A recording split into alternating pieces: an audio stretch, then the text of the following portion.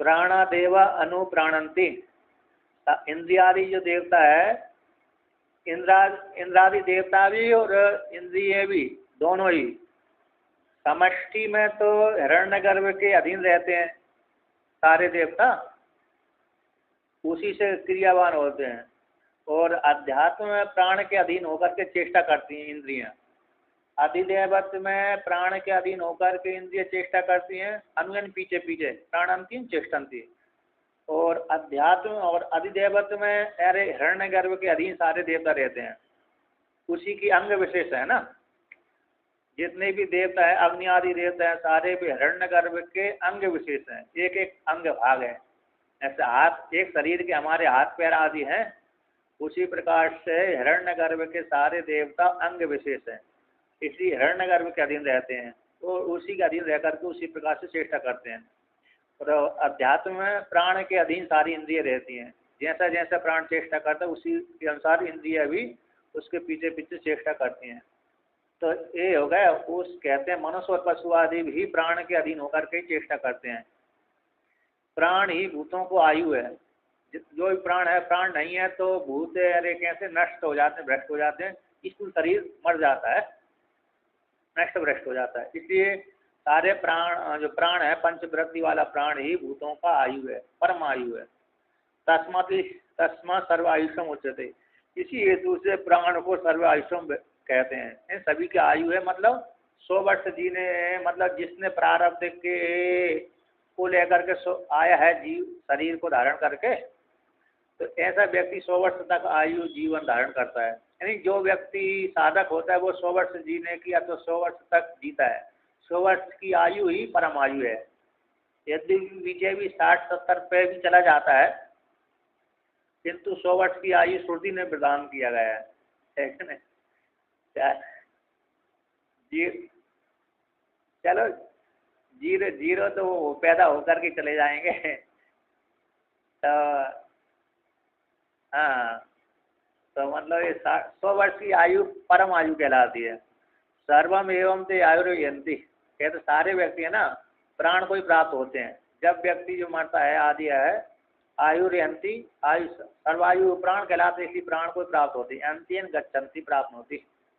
सारे प्राणी जितने भी उपासक आते ते, यानी यहाँ पर सर्वम ते आयुर्यंती, तेन वे कौन उपासक है, प्राण को ही प्राप्त होते हैं। कौन? ये प्राणम ब्रह्म उपास्य, प्राण ब्रह्म है, इस प्रकार से उपासना करते हैं। वह उपासना करने वाले अंत में प्राण को ही प्राप्त होते हैं, अर्थात 100 वर्ष की आयु जीवन धारण करते हैं। प्राणो ही भूतानाम आयु, क्योंकि प्राण ही भूतों की आयु है। तस्मा सर्व आयु समुच्यते, इसलिए प्राण सभी की आयु 100 वर्ष की आयु वाला कहलाता है। यानी सामान्य रूप से जीव को 100 वर्ष की आयु प्राप्त होती है। कुर्वन्य वे कर्मण्य जिसी विशेष सतम समा एवं तो नानते न कर्म लिप्यते नारे। व्यक्ति निष्काम कर्म करता हुआ, ईश्वर अर्पण बुद्धि से करता हुआ 100 वर्ष तक जीने की इच्छा करे, इसलिए वेद ने मात्र 100 वर्ष की आयु का निर्धारण किया है। अब तरफ तमा भाव हो जाता है कर्म के अनुसार। हिरण्यगर्भ की आयु 100 वर्ष की है। तो इस प्रकार से दूसरी बात जो है मंत्र की समाप्ति के लिए है। तस्य ऐसा एव शरीर आत्मा या पूर्वस्य, कहते हैं जो पूर्व का जो अन्नमय कोश था उसका है ना, ऐसा। ऐसा कौन? प्राणमय कोश।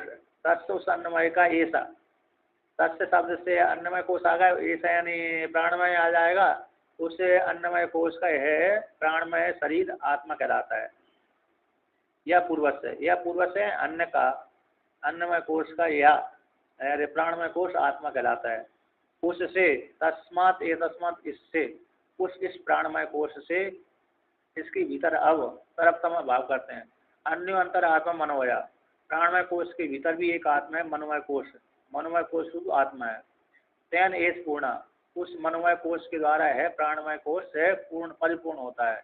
जैसे अन्नमय कोश प्राणमय कोश के द्वारा पूर्ण होता था, उसी प्रकार से मनोमय कोश के द्वारा प्राणमय कोश भी पूर्ण होता है। ऐसा पुरुष विद एव, इस प्रकार से अन्नमय कोश पुरुष आकार वाला था और प्राणमय कोश आकार वाला था, पुरुष विद वाला था, उसी प्रकार से है भी मनोमय कोश भी पुरुष विद वाला है, पुरुष आकार वाला है। तस्य पुरुष विदताम, तस्य उस प्राणमय कोश का जैसे पुरुष विदिता है आकार वाला था, अन्वयम पुरुष विदा, उसी प्रकार से प्राणमय कोश भी अन्वय यानी अनुरूपम प्राण मनोमय कोश भी प्राण के समान पुरुष आकार वाला है ना। तस्य शब्द से यहाँ पर प्राणमय कोश आ जाएगा, जैसे प्राणमय कोश पुरुष विदिताम पुरुष की आकार वाला है, उसी के अनुरूप अन्वय अनुरूप है पुरुष विद, मनोमय कोश भी पुरुष आकार वाला है। तस्य उस मनोमय कोश का यजुर एव सिरा, यजुर्वेदी सिर है, ऋग दक्षिण पक्ष, ऋग्वेद दक्षिण पक्ष, साम उत्तर पक्ष, साम वेद उत्तर पक्ष है, आदेश आत्मा, आदेश उपदेश, उपदेश आत्मा है। तो ब्राह्मण के द्वारा उपदेश की गई जो है, हाँ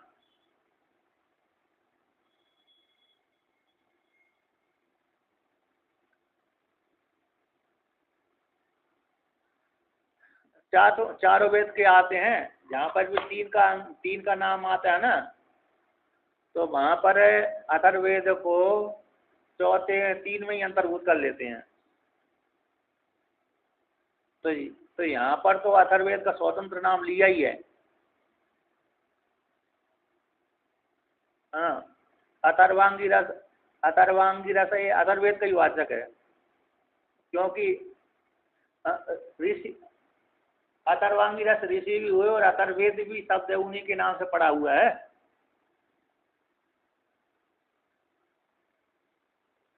त्रिवेद का नाम आता है जहाँ पर तीन वेद स्वतंत्र रूप से, अरे चार दिए थे वहाँ तो स्पष्ट रूप से चार दे देते हैं, जहाँ पर तीन देते हैं वहाँ पर अथर्ववेद को ऋग्वेद में ही अंतर्भूत कर लेते हैं। मुख्य वेद ये है क्योंकि विशेष रूप से उसका लक्षण नहीं वर्णन किया श्रुति ने, जैसे ऋग्वेद यजुर्वेद सामवेद तीन का लक्षण किया, उसी में अब तीन से चौथा लक्षण नहीं आया बनाया, जैसे अनियत पाद अक्षर अवसान यजुर्वेद, नियत पाद अनियत से ही पाद पूर्ति हो जाती है, यानी कभी 9 शब्द भी हो जाते हैं, कभी 10 शब्द हो जाते हैं, कभी 11-12 शब्द हो जाते हैं, उसको यजुर्वेद कह देते हैं। अब नियत पाद अक्षर वाला ऋग्वेद कह देते हैं, और गीति वाला है सामवेद कह देते हैं। अब चौथे का लक्षण नहीं भर पाया, अब चौथे में प्रयोगात्मक होता है प्राय करके, शिल्पकला आदि का ना। अथर्ववेद में ब्रह्म ज्ञान तो है ही, किंतु शिल्पकला आदि का है, यंत्र बनाने के साधन आदि का, व्यापार आदि का चर्चा ज्यादा की गई है उसमें। हाँ, बात तो प्राय करके ज्यादा है। अब वो गीति प्रधान में गीति गाएंगे तब सामवेद के अंतर्भूत हो गया वो, और नियत अक्षर कहेंगे तो अरे ऋग्वेद के अंतर्भूत आ गया अथर्ववेद, और यदि अनियत कहेंगे तो अरे यजुर्वेद के अंतर्भूत आ गया। इसी स्वतंत्र लक्षण न होने के कारण उसको नहीं दिया जाता कहीं कहीं, इसलिए उसको चौथे में तीन जो चौथा अथर्ववेद है उसको इन्हीं तीनों में अंतर्भूत कर लेते हैं। और जहाँ पर स्वतंत्र बोल दिया जाता है तो वहाँ पर स्पष्ट नाम लिया जाता है, जैसे मुंडक उपनिषद में, मुंडक उपनिषद में तो 4 वेद बोली है स्वतंत्र रूप से, है ना। तो यहाँ पर तीन देते हैं, वहाँ पर कैसे हो जाते हैं अंतर्भूत कर ले लेते हैं। तो यहाँ पर कहते हैं आदेश यानी उपदेश आत्मा कहलाती है, ब्राह्मण के द्वारा मंत्र के द्वारा जो उपदेश होता है वो उपदेश है, आदेश आत्मा। अथर्वांगी रस उच्चम प्रतिष्ठा, अथर्वांगी रस के द्वारा देखे गए अथवा अथर्वांगी रस रूप अथर्ववेद को उच्चम प्रतिष्ठा है, सारे वेदों की प्रतिष्ठा है, मनोमय कोश की प्रतिष्ठा है, क्योंकि इसमें प्रयोगात्मक उपदेशात्मक दिया गया है। अर्थात अथर्वांगी रस के द्वारा देखा गया है, मंत्र भाग कैसे देखे गए हैं, इसलिए वो पूछ कहलाती प्रतिष्ठा, पूछन प्रतिष्ठा। तद अपि इस श्लोक भवती, उस मनोमय कोश के विषय में, मनोमय कोश के अर्थ के प्रकाशन में है श्लोक आया है, मंत्र आया है। अब भगवान भास्कर इसका व्याख्यान करते हैं। प्राण देव अनुप्राणंति, प्राण को प्राप्त होते हैं कौन, देव, देव अग्नि आदि, अग्नि आदय, प्राणम वायु आत्मान प्राण, प्राणन शक्तिम शक्तिमंतम अनु तदात्मभूता संता प्राणंति, प्राणन कर्म कुर्वन्ति, प्राणन क्रिया क्रियावंतो भवन्ति। तो यहाँ पर कहते हैं जो देवता अग्नि आदि देवता हैं, प्राण को, वायु स्वरूपात्मक प्राण को, है ना, हिरण्यगर्भ को, प्राणन शक्ति मंतम, प्राणन क्रिया कौन, शक्ति वाला जो प्राण वायु है वही शक्ति वाला है, उसी को ही अनु तद आत्मभूता संता, उसी प्राण के आत्मभूत होते हुए अग्नि आदि देवता आदि देवत में हिरण्यगर्भ रूप वायु के स्वरूपात्मक को प्राप्त होते हुए, तादा संबंध को प्राप्त होते हुए प्राणंती यानी प्राणन कर्म कुर्वन्ति यानी चेष्टा कुर्वन्ति, तादात्म संबंध होकर के आत्मभूत संबंध होते हुए अग्नि आदि देवता प्राण के साथ, हिरण्यगर्भ के साथ, वायु के साथ एकीभूत होते हुए अपनी अपनी शक्ति के माध्यम से, उपाधि के माध्यम से क्रिया चेष्टा आदि करते हैं, प्राण क्रिया करते हैं। प्राणन क्रिया क्रिया क्रियावंतो, प्राण क्रिया के द्वारा क्रिया वाले देवता होते हैं। जब तक हिरण्यगर्भ के साथ एकीभूत नहीं होंगे तो स्वतंत्र है अग्नि आदि देवता क्रिया चेष्टा आदि नहीं कर सकते। तो यहाँ पर जो वायु शब्द आता है वह हिरण्यगर्भ का भी वाचक होता है और वायु भी वायु कहलाता है ना, दोनों ही हो गए। अब ये आदिदेवत में बोल दिया, अब अध्यात्म कहते हैं। आध्यात्मिक अधिकारा देव इंद्रियाणि प्राणम अनुप्राणंती मुख्य प्राणम अनुचेष्टन्ते इति वा, कहते आध्यात्मिक अधिकार होने से, क्योंकि अन्नमय कोश, मनोमय कोश, प्राणमय कोश, तो अन्नमय, प्राणमय, मनोमय, विज्ञानमय, ये यहाँ पर आध्यात्म का अधिकार होने से जो यहाँ पर देवता किसको लेना, इंद्रियों को ले लेना चाहिए, अथवा विकल्प करके लिया है, क्या वो अध्यात्म का हो अथवा अधिदेवत, दोनों जगह ही प्राण और वायु का अधीन रहते हैं। अध्यात्म अधिकार होने से देवता यहाँ पर इंद्रियादि ग्रहण कर लेना चाहिए। तो प्राणम अनुप्राणंती, प्राण के पीछे यानी मुख्य प्राण के पीछे पीछे, अनुचेष्टन्ति पश्चात है, चेष्टन्ते इंद्रियाणि चेष्टन्ति, इंद्रिय चेष्टा करती हैं। जैसे प्राण शक्ति संपन्न होता है, चेष्टा करने वाला होता है, उसी के अधीन होकर के प्राण की सहायता लेकर के प्राण के अनुसार पीछे पीछे चलती हैं, इंद्रिय चेष्टा करती हैं। ये हो गया। अब दूसरे कहते हैं ततः मनुष्य पशुश्च एते प्राणन कर्मणः एव चेष्टावन्तौ भवन्ति, तथा उसी प्रकार से मनुष्य और पशु आदि भी जो हैं, एते जो मनुष्य पशु आदि वे भी प्राणन कर्म के द्वारा यानी प्राण की चेष्टा के द्वारा, प्राण शक्ति क्रिया है ना, शक्ति मनते, शक्ति वाले के द्वारा, प्राण रूप शक्ति वाले के द्वारा मनुष्य पशु आदि चेष्टावंती भवंती, चेष्टा वाले होते हैं प्राण रूप शक्ति से संपन्न होकर के। सही है ना। अतश्च न अन्नमयन एव परिच्छिन्नेन आत्मनः आत्मवन्तः प्राणिनः। अब श्रुति कहती है, भगवान भास्कर कहता है तो श्रुति कहती है क्या, अन्नमय कोश के द्वारा, अन्नमय कोश के द्वारा ही पश्चिम रूप से आत्मवाला आत्मना आत्मवंता प्राणिना न भवंती, परिचिन्न रूप से अन्नमय कोश के द्वारा ही आत्म रूप से आत्म वाले प्राणी नहीं होते। मात्र अन्नमय कोश के द्वारा ही आत्म वाले नहीं होते, बल्कि प्राणमय कोश के द्वारा भी आत्म वाले होते हैं। किम तरी अन्नमय कोश के द्वारा ही, परिचिन्न अन्नमय कोश के द्वारा ही आत्म वाले नहीं होते प्राणी, फिर किसके द्वारा भी होते हैं, अकेले अकेले अन्नमय कोश के द्वारा यानी स्थूल शरीर के द्वारा ही आत्म वाले नहीं होते अकेले प्राणी, तो किस किस के द्वारा और होते हैं। किम तरी तद अंतर्गतेन प्राणमयन अभी साधारण एव सर्वपिंड व्यापिना आत्मंतो मनुष्यादय। कहते हैं उस प्राणमय अन्नमय कोश के भीतर गया हुआ जो प्राणमय कोश है उसके द्वारा भी साधारण रूप से वह प्राण संपूर्ण पिंड को व्याप्त करके रहता है, यानी पूरे शरीर को व्याप्त करके रहता है। अध्यात्म में पूरे शरीर को व्याप्त करके रहता है, अधिदेवत में पूरे आकाश को व्याप्त करके रहता है। ऐसे सर्वपिंडात्मा रूप वायु के द्वारा, प्राण के द्वारा आत्मवंतो भवंती मनुष्यादया, आत्म वाले मनुष्य आदि आत्म वाले होते हैं। ये हो गया। इसके पश्चात आगे भी कहते हैं एवं मनोमयादि भी पूर्व पूर्व व्यापी भीर उत्तर उत्तर ही सूक्ष्म हिर आनंद मयांतर आकाशादि भूत आरभ्यर अविद्या कृतेर आत्मन्तः सर्वे प्राणिना। एवं प्रकार से मनोमय कोश आदियों के द्वारा भी पूर्व पूर्व के कोषों को उत्तर उत्तर के कोष व्याप्त करके रहते हैं। अर्थात जो सूक्ष्म होता है वो बड़े शक्ति सामर्थ्य वाला होता है।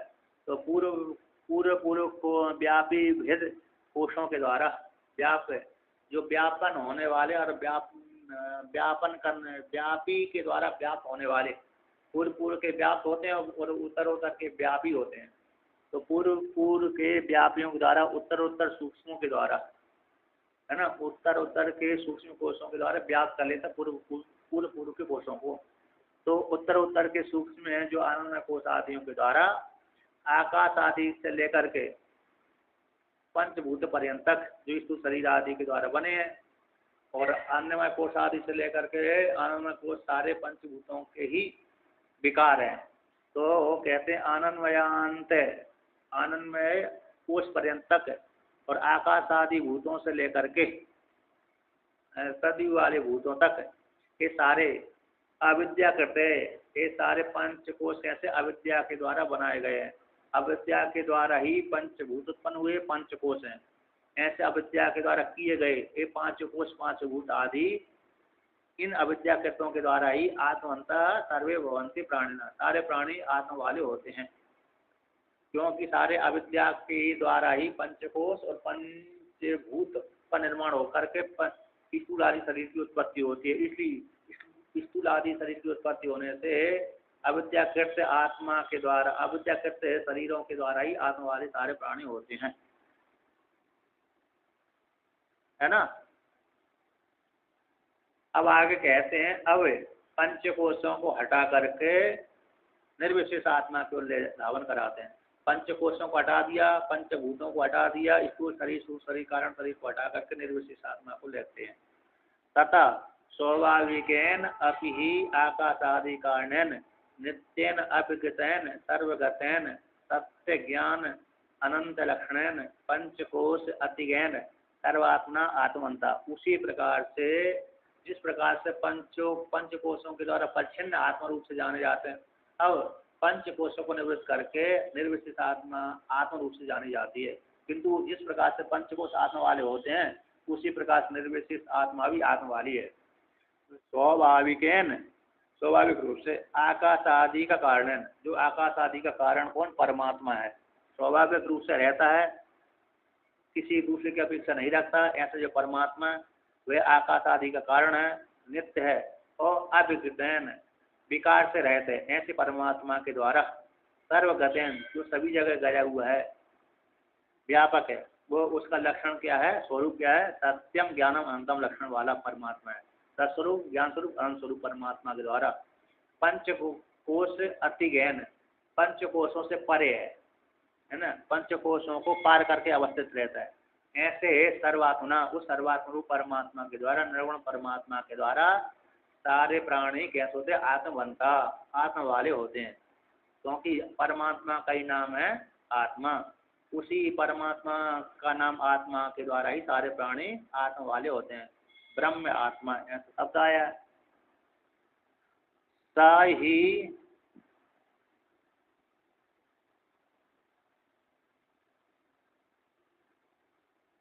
कहते हैं यहाँ पर, सा ही सर्वात् परमार्थतः आत्मा सर्वेषाम इति एतद् अपि अर्थात उक्तम भवति। कहते सब है, पारमार्थ रूप से आत्मा है, निर्विशेष ब्रह्म ही आत्मा है। सर्वेषाम आत्मा, पारमार्थिक रूप से निर्विशेष आत्मा, सभी की है निर्विशेष आत्मा है, ब्रह्म ही सभी की आत्मा है ना। पारमार्थिक रूप से, पारमार्थ रूप से सब है, सब ही आत्मा है, सभी सर्वेषाम सारे प्राणी वर्ग की, चाहे भूतों की ले लो, चाहे जीवों की ले लो, चाहे पंचकोशों की ले लो, वही निर्विशेष ब्रह्म ही सभी की आत्मा है। वही क्योंकि सभी का अधिष्ठान है, ब्रह्म ही सभी का अधिष्ठान है, तो अधिष्ठान होने से वह सभी की आत्मा है। तो इति एतद् अपि है जो अर्थ है, अर्थात उक्तम भवति, अर्थ से प्राप्त हो जाता है, अर्थ से अर्थापत्ति प्रमाण से प्राप्त हो जाता है। यहाँ पर अर्थात शब्द का अर्थ है अर्थापत्ति प्रमाण। अर्थापत्ति प्रमाण कैसा होता है, दिवा अभुंजानम देवदत्तस्य पिनत्वम रात्रौ विना न उत्पन्नत्वम।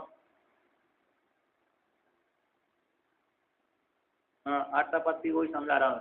दिन में न खाने वाला देवदत्त रात को खाता है, तो रात को जरूर खाता होगा। दिन में तो हमने सुबह से लेकर के हम देवदत्त के सामने शाम तक रहते हैं, और शाम को हम सोने के लिए चले जाते हैं। अब दिन भर देखते हैं कि देवदत्त बिना खाए पिए बैठा रहता, तपस्या करता रहता है क्या नहीं? किंतु उसका शरीर घट ही नहीं रहा, तपस्या कर रहा है, बैठा अट्टा कट्टा बैठा हुआ है, किंतु उसके शरीर दिन में नहीं खाने वाले को शरीर के सो जाना चाहिए, किंतु शरीर में कोई विकृति नहीं आ रही है, पतला नहीं हो रहा। तो इससे सिद्ध होता है कि रात को चोरी से खा लेता है। जैसे भीम को देखा है ना आपने, भीम को सुना होगा, तो उसको भूख लगती थी तो रात को चोरी से उठ करके खा जाता था अन्न को। तो इसलिए जो देवदत्त दिन को नहीं खाता है, इससे सिद्ध होता है उसका शरीर में कोई विकृति ना आने के कारण उसका मोटापा देखे जाने से रात्रि को चोरी से खाता है। तो उसकी मोटापा रूप अर्थ को देख करके सिद्ध हो जाता है कि ये रात को जरूर चोरी से खाता है ना, उसकी मोटापा को देख करके। तो रात्रौ बिना पीनत्वम उत्पन्नम दिवा अभुंजानम देवदत्तस्य पीनत्वम रात्रौ बिना न उत्पन्नम। दिन में न खाने वाले देवदत्त का पीनत्व मोटापापन रात्रि के बिना उत्पन्न नहीं हो सकता। तो रात्रि में जब किसी मोटापा देख करके अनुमान हो जाता है, अर्थ से निकल आता है कि देवदत्त रात्रि को भोजन पीनत्व मोटा, ऐसे वर्णन आता है। आपने देवी की स्तुति करते होंगे तो वहां पर पीनत्व शब्द आता है, पीनत्वम। तो मोटापन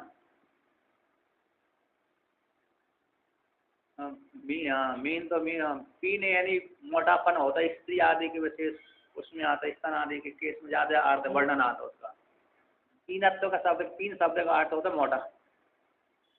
तो यहाँ पर कहते हैं पीन, तो उसका मोटापापन क्या करता है, रात्रि को भोजन के लिए संकेत करता है ना। दिन को तो नहीं खाता था हमारे सामने, रात्रि को खाता है, चोरी से खा लेता है। तो उत्पाद ज्ञानक उत्पादक कल्पना अर्थापत्ति, उत्पाद के द्वारा उत्पादक की कल्पना हो जाती है ना। तो विषय से अर्थ की सिद्धि हो जाती है, इसलिए वो उसको मोटापापन क्या करा देता है, रात को भोजन की सिद्धि करा देता है। तो यहाँ पर भी कहते हैं सर्वसाम आत्मा, अर्थ से इस अर्थापत्ति प्रमाण से निर्विशेष आत्मा सभी की आत्मा हो जाती है, क्योंकि आगे वर्णन करेंगे है ना। इसलिए यहाँ पर संकेत के माध्यम से 5 कोशों के माध्यम से वर्णन कर दिया संक्षेप से। अब आगे कहते हैं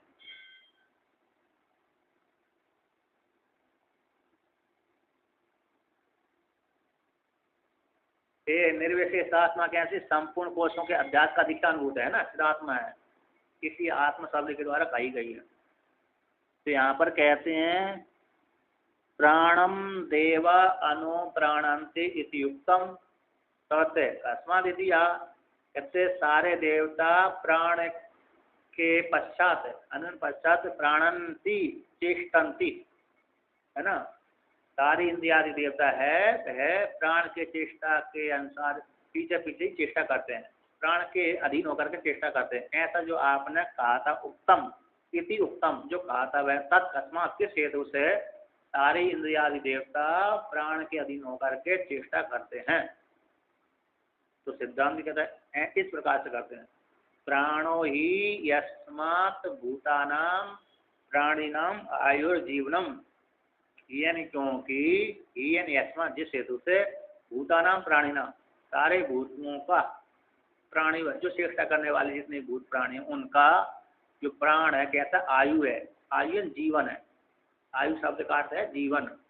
सारे भूतों का प्राण कौन है, सारे भूतों का प्राण है आयु जीवन है, प्राणी जीवन है। यानी प्राण जिस शरीर से निकल गए, जिस भूत से निकल गए, वह प्राण वह शरीर कैसे हो जाता है, सड़ जाता है, गल जाता है, फूल जाता है, नष्ट हो जाता है।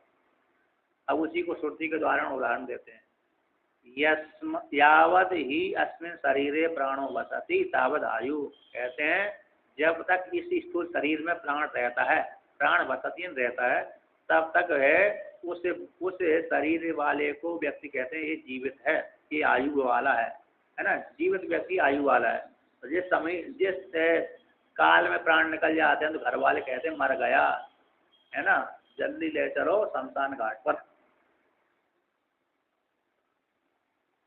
तो कहते हैं इति श्रुति अंतरात, दूसरी श्रुति के द्वारा कौशिकी उपनिषद के द्वारा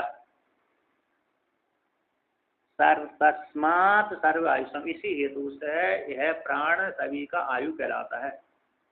सर्वेषाम आयु सर्वायु, सर्वायुरेव सर्वायुषम इति उच्यते। कहते समास की यहाँ पर सर्वेषाम आयु थी सर्वायु, सभी की आयु को सर्वायु कहते हैं, और सर्वायु ही सर्वायुषम, सारी सभी की आयु को ही सर्वायुषम बोलते हैं। सप्रत्यय कर दिया आयुषम, आयुषम है ना, सर्वायुषम उसी अर्थ में कर्मधारय समास कर दिया। सभी की आयु को सर्वायु कहते हैं, और सर्वायु ही कैसे हो सर्वायुषम है इति उच्यते। प्राण अवगमे मरण प्रसिद्धे, प्राण के निकल जाने पर मरण की सिद्धि हो जाती है। प्रसिद्धम ही लोक के सर्वायुषम प्राण से, इसी लोक में सिद्ध है कि सभी का आयुष्टत्व, प्राण ही सभी का आयु कहलाता है। लोक में प्रसिद्ध है कि जिसके शरीर में प्राण है वही एक जीवित है। इसी सर्व आयुष्टम, आयुष्टम प्राण, प्राण सभी का आयु है, ठीक है ना। प्राण कैसा है, सभी का आयु है। अतो अतः इसी हेतु से अस्माद बाह्याद, है ना, बाह्याद असाधारणाद अन्नमयाद आत्मनो अपक्रम्य अंतः साधारणम प्राणमयम आत्मानं ब्रह्म उपासते ये हम अस्मि प्राण सर्वभूतानां आत्मा आयुर्जीवन हेतुत्वात् इति ते सर्वम एव आयुर अस्मिन् लोके यन्ति न अपमृत्युना म्रियन्ते प्राग प्राप्ताद आयुष इति अर्थः। तो पंक्ति कहते हैं भगवान अतः इसी हेतु से, इसी कारण से, तो कहते हैं बाह्याद असाधारण, जो बाह्य असाधारण है, साधारण सामान असाधारण अन्नमय से भीतर, है ना, एक एक पृथक पृथक कैसे हो गए, साधारण पंचकोश हो गए, पंचकोश साधारण हो गए, उसमें से एक एक कैसे हो गए असाधारण हो गए, है ना। असाधारण कह देने से भेद भेद हो गया, और साधारण कहने से अभिन्न हो गए। तो बाह्य असाधारण से अन्नमय कोश से उसको हटा करके अपक्रम्य, अपक्रम्य का अर्थ हो गया हटा करके, क्रम्य ले जा करके, अप यानी हटा करके, असाधारण जो अन्नमय कोश है उससे, अन्नमय कोश वाली आत्मा से, है ना, असाधारण अन्नमय कोश वाली आत्मा से हटा करके प्राणमय कोश वाली आत्मा को कर दिया। अंत भीतर अंतर्वर्ती साधारणम प्राणमय कोशम आत्मान, जो प्राणमय कोश है उस आत्मा को ब्रह्म उपासते, वे प्राणमय कोश आत्मा कैसी है, ब्रह्म है, इस प्रकार से उपासना करते हैं। ये जो साधक है अन्नमय कोश से हटा करके प्राणमय को ब्रह्म मानकर उपासना करते हैं, तो कैसे, हम अस्मि प्राण सर्वभूतानां आत्मा आयु, संपूर्ण भूतों की आत्मा प्राण आयु मैं हूँ, इस प्रकार से उपासना करते, और प्राण ब्रह्म है, इस प्रकार प्राण ब्रह्म है और वह प्राण ब्रह्म कौन है, मैं हूँ, इस प्रकार से उपासना करते हैं। वह प्राण सभी की आत्मा है, आयु है, जीवन के हेतु होने से वह आत्मा रूप जो प्राण है सभी की आयु है। ते जो इस प्रकार से साधक उपासना करते हैं, ते वे सर्वम आयुर, वे साधक संपूर्ण आयु को अस्मिन् लोके, जिस लोक में उनकी उत्पत्ति हुई है उसी लोक में वे यंति प्राप्त हो जाते हैं, यानी 100 वर्ष की आयु को जी धारण करते हैं, 100 वर्ष तक जीते हैं। अर्थात उसका अभिप्राय है कि न अपमृत्यु न म्रियन्ते, अपमृत्यु के द्वारा मरते नहीं है। प्राप्त आयुषा, जैसे प्रारब्ध कर्म के अनुसार उनको जो शरीर की प्राप्ति हुई है, आयु प्राप्त हुई है, उसी के अनुसार उनको 100 वर्ष तक आयु की प्राप्ति होती है। अथवा मतलब सामान्य है कि मतलब 100 वर्ष तक तो थोड़ा, मतलब जो एक्सीडेंट के द्वारा मारे गए, बाढ़ के द्वारा मारे गए, और पहाड़ों में जाकर के गिर गए, जानबूझ करके मर गए, ऐसी जो अपमृत्यु है उस अपमृत्यु उनको प्राप्त नहीं होती, बड़ी स्वस्थ होकर के मरते हैं, है ना। अब बूढ़े में तो लोग आएंगे, रोग को निमित्त बना करके मृत्यु मारती है। भगवान शिव जी ने कहा मृत्यु से कि तुम सारे प्राणियों को मारो, तो मृत्यु देवता कहने लगे मैं सारे प्राणियों को मारूंगा, सारे लोग मेरे की निंदा करने लगेंगे। क्या करेंगे? निंदा करेंगे, मेरे को खराब कहेंगे, कह रहे देखो इस मृत्यु देवता सभी को हिंसा करने वाला है, ये दुष्ट है दुष्ट है, इस प्रकार से मेरी अपकीर्ति करेंगे, तो मैं ऐसा कार्य नहीं करूंगा। तो शिव जी ने कहा नहीं, ऐसी बात नहीं है, तुमको तुम्हारे ऊपर कोई दोष नहीं लगेगा, मारोगे तुम ही, किंतु तुम्हारे ऊपर दोष नहीं आएगा। कैसे? मैं ही मारूंगा और मेरे ऊपर दोष नहीं आएगा, तो फिर कैसा होगा? दोष कैसे नहीं लगेगा? तब मैं निमित्त बना दूंगा। क्या बना दूंगा? निमित्त बना दूंगा, उस निमित्त के द्वारा प्राणी मरेंगे, इसलिए मारने वाले तुम ही होगे, किंतु निमित्त नाम दूसरे का ले दूंगा। कैसा मर गया व्यक्ति? बुखार से मर गया है क्या नहीं, एक्सीडेंट से मर गया, अन्य से मर गया, डूब कर मर गया, तो ये मारने वाला तो यमराज होता है, मृत्यु देवता होता है, किंतु निमित्त दूसरे को बना देते हैं तो इसी दूसरे पर आरोप हो जाता है। तो कैसे स्वीकार करके कर लिया मृत्यु देवता ने, शिव जी ने आदेश दिया, तो सही है ना। तो जो ऐसा जो व्यक्ति है उपासना करने वाला है, प्रारब्ध कर्म के अनुसार उसको जो अरे आयु प्राप्त हुई है वो स्वस्थ होकर के मरता है, यानी निरोग होकर के मरता है। हाँ 100 वर्ष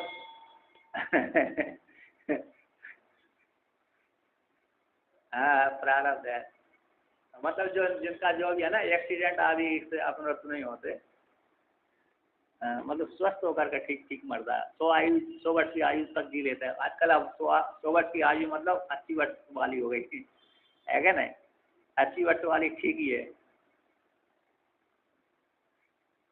हाँ जी, बहुत कम हो गए अब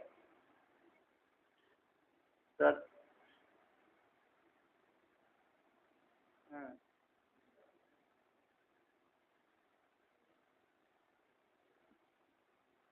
हाँ अभी अभी मैं वृंदावन में एक महात्मा जी हैं।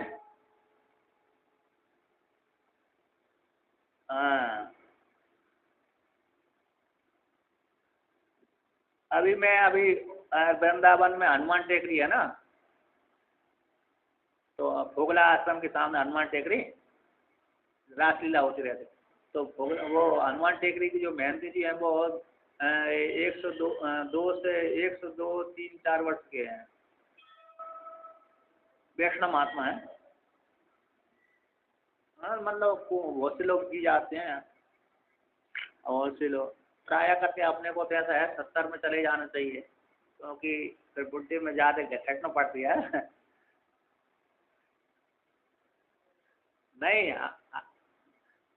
नहीं, हमारा अभिप्राय है कि 60-70 में हमको चले जाना चाहिए, हमको, है ना, क्योंकि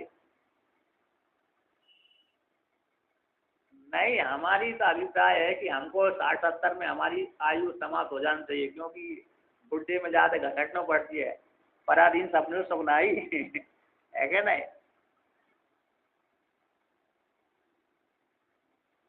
चलो मान लिया, हम हमारा अभिप्राय है हमारा अभिप्राय है ये। तो कहते हैं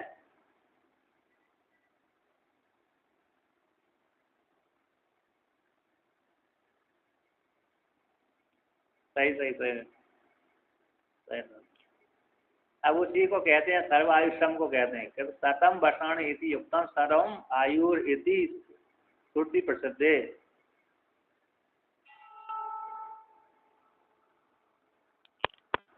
तो कहते हैं यहाँ पर शतम वर्षाण इति, 100 वर्ष ही इति जो उत्तम है ना सर्वायुषम, तो 100 वर्ष ही सर्वायु कहलाती है। इति श्रुति प्रसिद्ध है, श्रुति में प्रसिद्ध है कि 100 वर्ष की आयु ही शतम वर्ष सर्वायुषम कहलाती है। दूसरी है जीजी विशेष शतम समा, 100 वर्ष तक जीने की इच्छा करे, जीवे में श्रद्धा शतम, ये 2 आयु है। तीन श्रुति है, शतम वर्षाणी एक श्रुति हो गई, जीवे शतम समा दूसरी श्रुति हो गई, जीवे में श्रद्धा इति जीवे में श्रद्धा शतम, ये 3 श्रुति हो गई। इस प्रकार से 3 श्रुतियों का आधार प्रमाण है कि सर्व आयुषम किसको कहते हैं? 100 वर्ष की आयु को कहते हैं।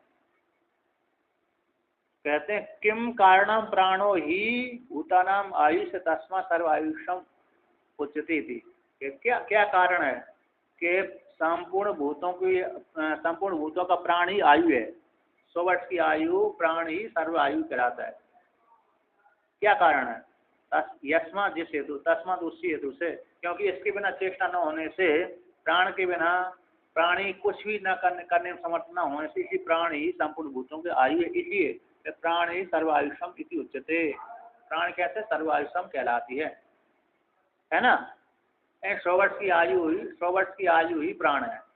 100 वर्ष तक जीने की इच्छा करे वही 100 वर्ष की आयु सर्वायुषम है, इसलिए प्राण ही सर्वायुषम है। इसके बिना कोई भी कार्य सिद्ध नहीं होता, इसलिए प्राण सर्वायुषम कहलाता है। यो तो यहाँ पर कहते हैं यो यद गुणकम ब्रह्म उपासते सा तद गुण भाग भवति इति विद्या फल प्राप्तिर हेतु अर्थम पुनर्वचनम प्राणो इत्यादि।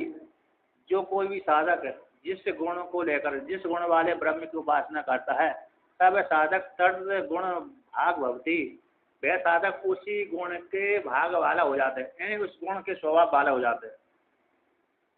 हमने यदि क्रोध पूर्वक किसी की उपासना करी तो हमारे में क्रोध ही प्रतिष्ठित हो जाएगा, है ना। और अन्य प्रकार से उपासना करी तो अन्य प्रकार की उपासना के गुण हमने आ जाएंगे। जिस गुण से युक्त होकर के हमने उपासना करेंगे उसी गुण की धर्म हमारे हृदय में प्रस्फुटित होने लगेंगे। होते कि नहीं होते?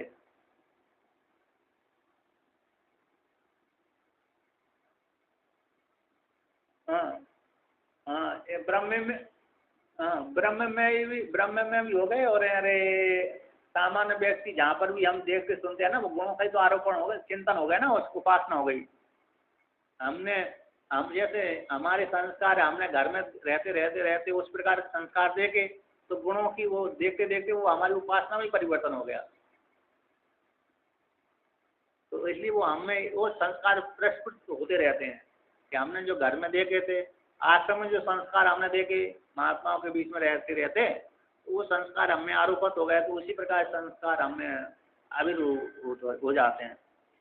जिस व्यक्ति के साथ हमने संग किया, तो यदि उसका अच्छा चरित्र था तो अच्छे संस्कार हमें प्रस्फुटित होने लगे, खराब चरित्र था तो खराब भी हमारे चरित्र हो जाते हैं।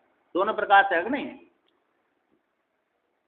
कहते हैं श्रुति, भगवान भास्कर कहते हैं यो साधक है यद गुणकम ब्रह्म उपास्य, जिस गुण वाला ब्रह्म को उपासना करते हैं। जो कोई भी साधक है जिस गुण से युक्त होकर के ब्रह्म की उपासना करता है, सब साधक है तद गुण भाग भवती। उस उपास्य का जैसा गुण होगा उसी गुण का उस उपासक में आ जाएगा, उस गुण वाला वह उपासक हो जाता है।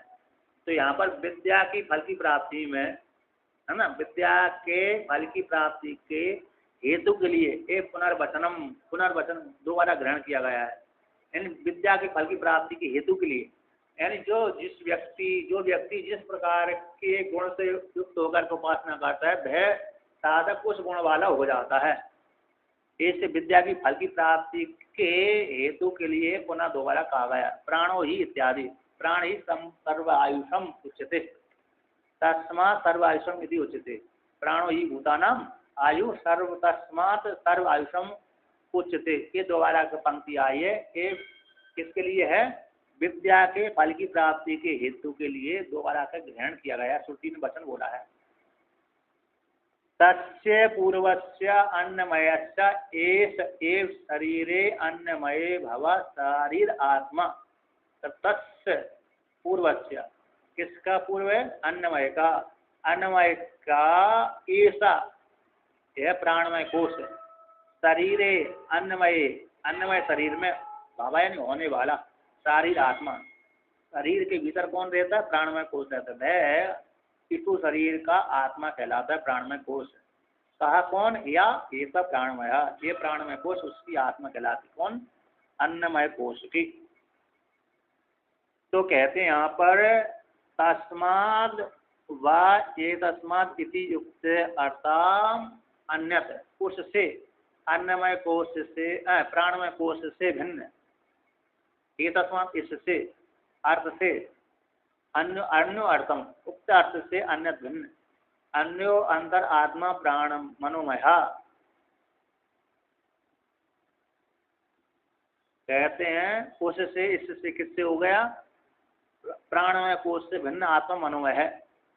मन इति ही संकल्पादि आत्मकम अंतःकरणम तन्मयो यथा अन्नमय। तो यहाँ पर कहते हैं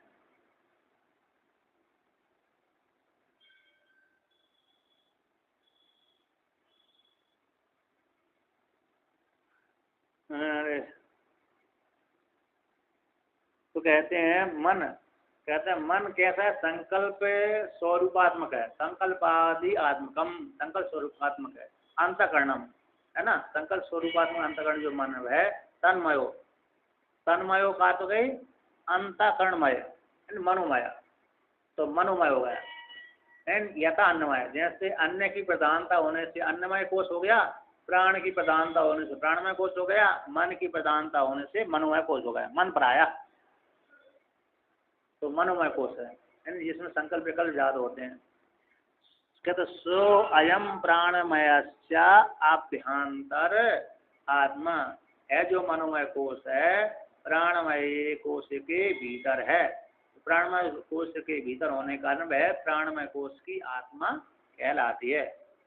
तस्य मनोमय कोशस्य, मनोमय कोश की यजुर्वेद सिर, यजुर्वेद ही सिर कहलाती है। तो यजुर्वेद किसको कहते हैं, कहते यजुर इति अनियत अक्षर पाद अवसानो मंत्र विशेषस्य तज्जातीय वचनो यजु शब्द तस्य सरसत्वम प्राधान्यात्। कहते हैं यजुर कहते हैं अनियत अक्षर, नियत नहीं है, ऐसे अनियत अक्षर पाद अवसान, बिना नियत के ही अक्षरों, बिना नियत अक्षर वाले पादों को अवसान करना, पाद की पूर्ति कर देना, उसको यजुर्वेद कहते हैं। ऐसे मंत्र विशेषा, पाद की समाप्ति तो होगी, यहाँ पर पंक्ति लग जाएगी है ना, थोड़ी पूरी हो जाएगी, वो एक पाद कराएगा। तो बिना नियत अक्षरों के पाद की जो अवसान है, पाद की पूर्ति है तो पाद का अवसान, पाद की समाप्ति, ऐसे जो मंत्र विशेष हैं शब्द राशि है, ऐसे उस शब्द राशि को मंत्र विशेष को यजुर्वेद कहते हैं। तत् जातीय वचनों, तत् जातीय वचन शब्द विशेष मंत्र विशेष, तत् जातीय मंत्र विशेष जो शब्द है, मंत्र विशेष यजु शब्द, तो यजु शब्द यजुर्वेद का वाचक है। तस्य उस मनोमय कोश का सिरस्वम, यजुर्वेद के ऐसा सिर है। क्यों सिर में, तो वेदों के मध्य में यजुर्वेद प्रधानता कैसी होगी, तो एक ही सिर की प्रधानता होने से, सिर की प्रधानता होने से अथवा तत्व यजुर्वेद का तत्व प्राणमय कोश का एक होने यजुर्वेद सिर है, क्योंकि ये प्रधानता होने से, यजुर्वेद की प्रधानता होने से। और दूसरी कहते हैं इस प्रधान्यम का ही अर्थ करते हैं, किस हेतु से इसको प्रधान बोला है, यजुर्वेद को प्रधान क्यों बोल दिया, जो जिससे सिर की कल्पना हो गई, सिर तो प्रधान है ही है सारे अंगों में, किंतु यजुर्वेद क्योंकि ऋग्वेद सबसे पहले आता है, फिर बाद में यजुर्वेद आता है, फिर सामवेद आता है, फिर अथर्ववेद आता है, इसकी प्रधानता क्या होगी, कहते प्राधान्यम च यागादौ सन्निपत्योपकारात्, याग आदि में प्रधानता यजुर्वेद की है, सन्निपत्य उपकारक होने से। दो होते हैं उपकारक है, सन्निपत्य उपकारक, आराध उपकारक है।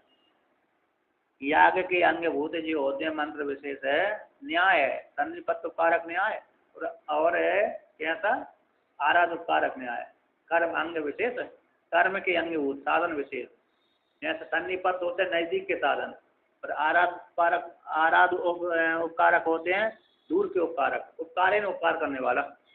जैसे सन्निपत्य उपकारक कौन से होते हैं, उदाहरण में जैसे हमारे भाई बंधु हैं, नजदीक में मदद करेंगे है ना, हमारा जो भाई है, भाई वो मेरी मदद जल्दी करेगा, अब भाई हमारे जो परिवार है वो मदद दूर थोड़ी देर बाद करेगा, तो जो देर बाद करता है उसको अरे आराध उपकारक कहते हैं, तो जो सबसे पहले मदद करता है उसको सन्निपत्य उपकारक कहते हैं।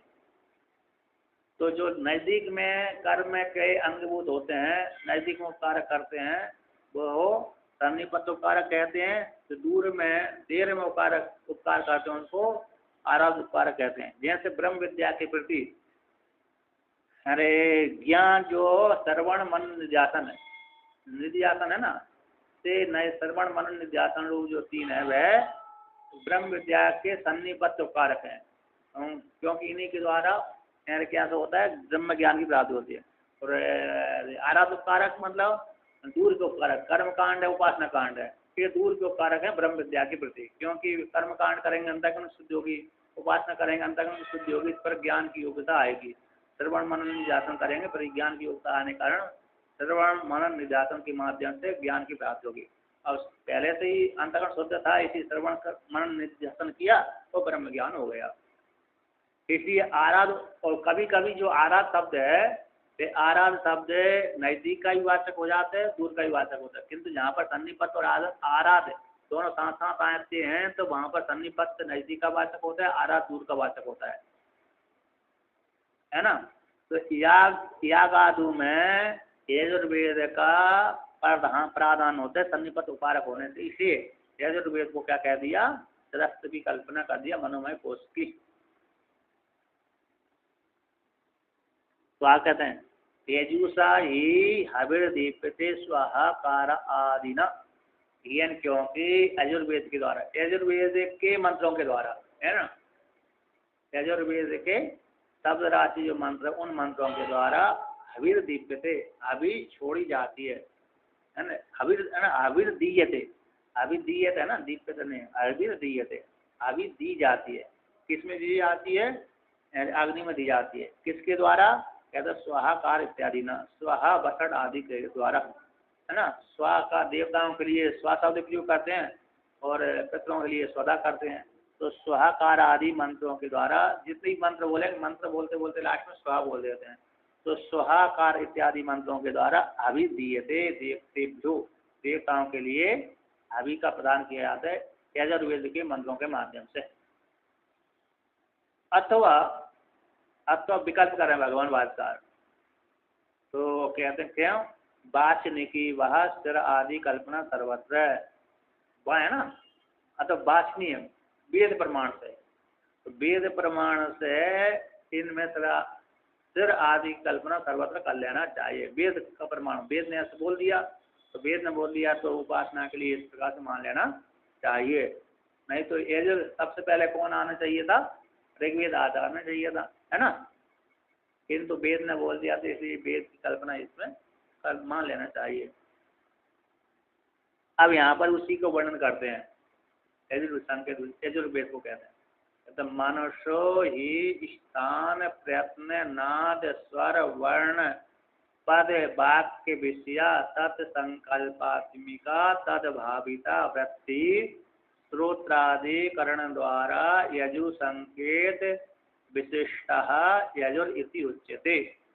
ऐसे हैं मन का, यानी क्योंकि जो मन की वृत्ति है वह स्थान के द्वारा, है ना, कैसे हो गए, स्थान हो गए ना, मुख्य नासिका तालु आदि, मुख्य हो गया, उष्ट हो गया, मूर्धन हो गया, तालु आदि हो गए, तो स्थान, उस स्थान से वृत्ति शब्द मुख में पाई जाएगी, उस स्थान से वायु टकराती है तो शब्द की वृत्ति बनती है, शब्द उच्चारण होता है, शब्द से एक वृत्ति बनती है, और वृत्ति के माध्यम से वृत्ति में मंत्र रहते हैं, वो मंत्र, तो मन की वृत्ति कैसे हो जाती है, उसके द्वारा यजुर्वेद आदि शब्दों की आवृत्ति आदि होती है। तो मन, क्योंकि जो मन की वृत्ति है वह स्थान हो गया, तालु आदि स्थान, और प्रयत्न हो गया, प्रयत्न कौन हो गया, आभ्यंतर प्रयत्न और बाह्य प्रयत्न, दो प्रकार के प्रयत्न होते हैं। तो और नाद हो गया, नाक से वो ले जाते हैं, लंबी ले जाते हैं, स्वर हो गया, है ना, अच आदि स्वर हो गए, और वर्ण हो गया, का खा आदि वर्ण हो गया, तो स्वर उच्चारण हो गया, स्वर शब्द का प्रयत्न तो उत्पन्न हो गया, और स्वर यानी स्वर जोर से उच्चारण करना, वर्ण आदि आकार आदि वर्ण हो गए, और पद हो गया, यानी पद मतलब एक सुबंत होते अंत को पद संज्ञा होती है, सुबंत और तिगंत की पद संज्ञा होती है। तो पद मतलब जो धातु प्रत्यय बना करके शब्द बन गया, उसमें जैसे धातु और प्रत्यय है ना, जैसे रमु क्रीड़ायाम धातु है और घय प्रत्यय कर दिया तो राम शब्द बन गया। अब ये राम है पूरा बन तो गया, लेकिन जब तक इसमें सु आदि उत्पत्ति जो 21 प्रत्यय होते सुबंत के, को नहीं जोड़ेंगे तब तक वो सुबंत नहीं कहलाएगा, तब तक उसकी पद संज्ञा नहीं होगी। और उसी प्रकार से तिगंत कैसे, जो धातु है रमु धातु है, उससे तिगंत के जो अरे 3 6 3 9 9 और 9 18 प्रत्यय जब तक नहीं जोड़ेंगे तब तक वो उसकी तिगंत संज्ञा नहीं होगी। क्रिया जैसे भवती भवता भवंती है ना, भवती भवता भवंती, तो भू धातु से जब तक तिप प्रत्यय नहीं करेंगे, तिप आदि प्रत्यय नहीं करेंगे, तो जो 18 होते हैं अरे परस्मैपदी और आत्मनेपदी को लेकर के, तो 18 प्रत्यय जब तक नहीं जोड़ेंगे तब तक उसकी तिगंत संज्ञा नहीं होगी। तिगंत संज्ञा न होने के कारण फिर वो रूप अशुद्ध माना जाएगा, तो इसलिए वो पद कहलाते हैं, शब्द है ना। तो एक सिंह वाक्य, वाक्य कैसे है, ऐसे यहाँ से पद तो एक हो गया, एक शब्द को पद कह दिया, और वाक्य किसके, तो यहाँ से लेकर के 10-20 अक्षर इसमें आए, यहाँ से कर्म है, कर्ता है, संप्रदान अपदान है, और लास्ट में जाकर क्रिया है। उन शब्द सारे अक्षरों को मिला करके एक पद, एक वाक्य बनता है। क्या बनता है, वाक्य बनता है। एक शब्द को पद कहते हैं, और संपूर्ण शब्दों को मिलाकर, जैसे जहाँ तक एक पंक्ति पूरी नहीं होता, जहाँ से पंक्ति आरंभ होती है ना,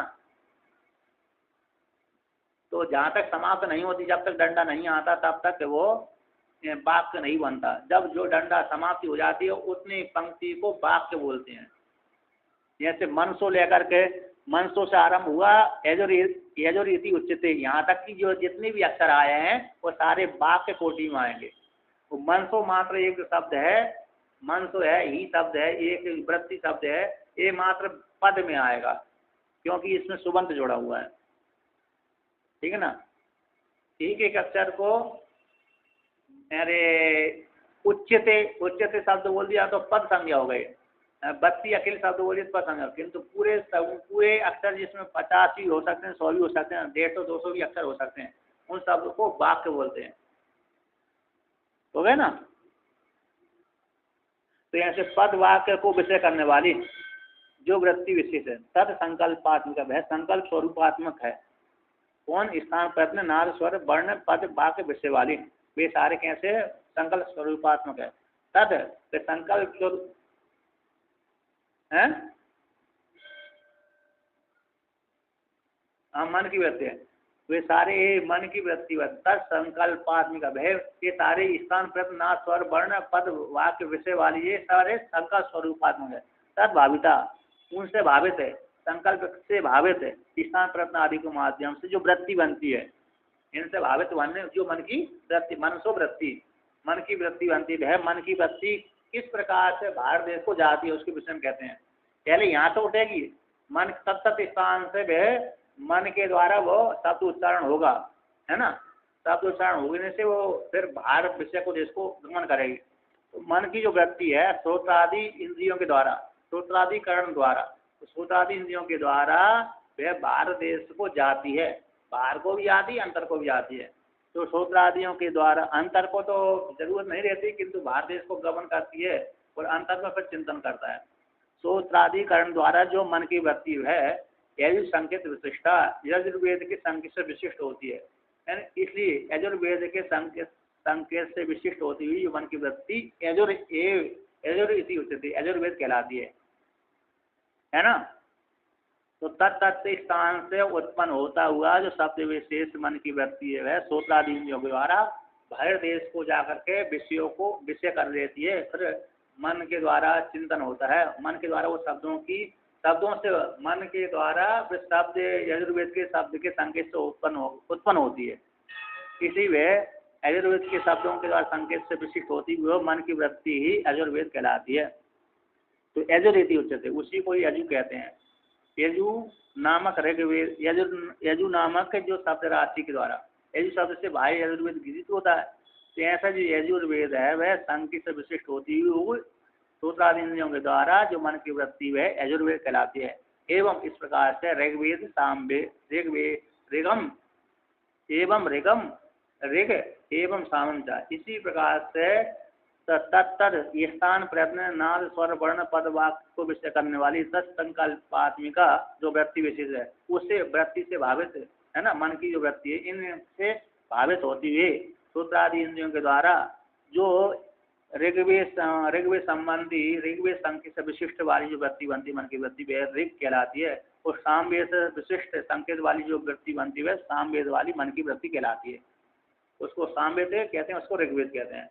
जैसे यजु शब्द के यजु संकेत विशिष्टता के स्थान पर ऋग संकेत विशिष्ट हो जाएगी तो ऋग्वेद ऋग इति उच्यते, और साम यजु के स्थान पर यजु साम संकेत विशिष्टता साम इति उच्यते, है ना, सत्य जोड़ लेना चाहिए। इस प्रकार से ये मन की वृत्ति यजुर्वेद ऋग्वेद सामवेद कहलाती है।